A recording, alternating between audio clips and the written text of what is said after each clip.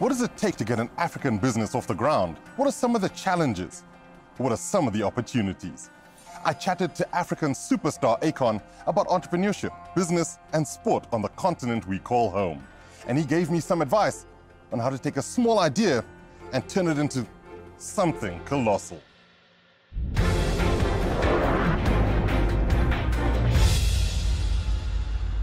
African innovation is a topic close to your heart. Do you feel that Africa's future is linked to its innovating its own solutions for its own problems? Yeah, I think with Africa, we've kind of found solutions, but on a ground level, you know? The hardest part was actually scaling because of the lack of infrastructure. But when you look at the local people, they find means to survive this long. So obviously the solution works only for the local level. But when you get to the point where you need to scale it out and take it to a bigger level to, you could say, collaborate with a mass people, that's where we kind of lack the opportunity there because there's no infrastructure that's in place. What projects are you working on involved in the moment in regards to uplifting Africa and Africans? Well, one of my most impactful projects is the lighting project, the Akon Lighting Africa, where we provide electricity to all the rural areas. Ultimately, that electricity will give them a more easier way of living, basically, and give them the tools that makes life easier for them, and also creates a more definitive opportunity that's more certain than living in the dark. You know what I mean? Oh, definitely. Yeah. Renewable energy as a whole, I suppose, is a really important thing for Africa, and buying into that is really about investing in Africa's future there. No, 100%, and renewable is the way for Africa, because ultimately Africa's leapfrogging into the future anyway. We skip landlines straight into cell phones, and now when you look at renewable energy, only a very small portion of Africa is actually connected to the grid. So we already have clean air, we're already in a great green economy. So if we can keep it renewable and green and clean, then Africa can move forward without dealing with all the problems that, that the more developed worlds are dealing with now, with the climate change and, the high emissions and things of that nature. So those things can be very hazardous to the people. So ultimately, if we can bypass all the toxic waste and all the, things that come with having that kind of infrastructure and just go clean and renewable, we can be in a lot better place in the future for Africa itself.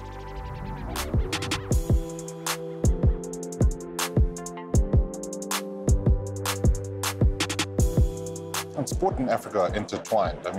Do you feel that sport has the power to unite the continent for good? Oh yeah, sports, when you look at soccer is a sport for the world, but Africa have one of the best players that come out of Africa, right? And ultimately it's because when you look at soccer, it's very easy, to set up. All you need is an open space and two objects to create as a goal. You know what I mean? And the good thing is when you look at sports, it actually rounds out into a broad spectrum too, because basketball is very, very big. If you know, Africa has the tallest people on earth. You know what I mean? Only problem is they don't have a basketball infrastructure. And you have to be raising money or go to a private school to have access to playing basketball, because basketball is not as easy as setting up on an open field and putting two shoes or two rocks as a goal. You actually have to build, a basketball goal with the net, and not even a net, but just it's a different setup altogether, So what the NBA is doing pretty much is very is amazing, because all we need is access. Anything that we can have access to, we always specialize in, and we become experts in time. If you notice, all the great basketball players here today are all from Africa, and they learned from a very niche environment and was lucky to be in a position where they actually had access to a basketball court. So if we can give more access like this, then sports can play a bigger role outside of soccer here in Africa.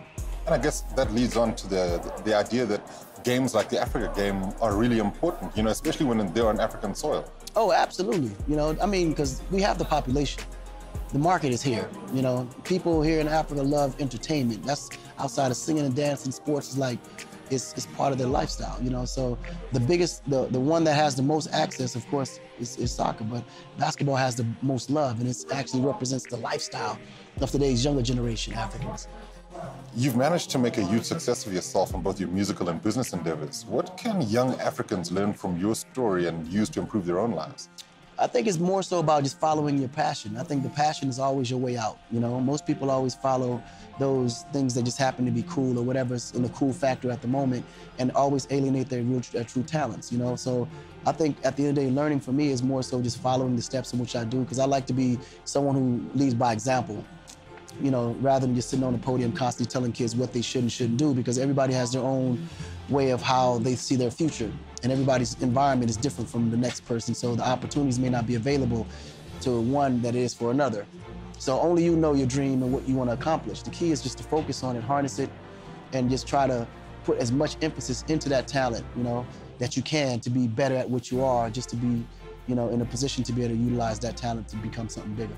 I mean, that's a phenomenal message. And, you know, your collaborations with African artists have helped to raise the profile of those artists, not just musicians, but also, you know, artists in general. Do you think that we'll see more African influences in music and art and culture? Oh, absolutely. I think as all the platforms open up and more emphasis is put on African talent, you're going to start to see more African lead role models. You know, the ones that's out there now, it's only a minimal amount of us. So our voices only speak but so far. But the more we actually open the doors for more African, you know, entrepreneurs and you know, influence to come through these doors and be able to inspire more younger people, I think it's going to be key.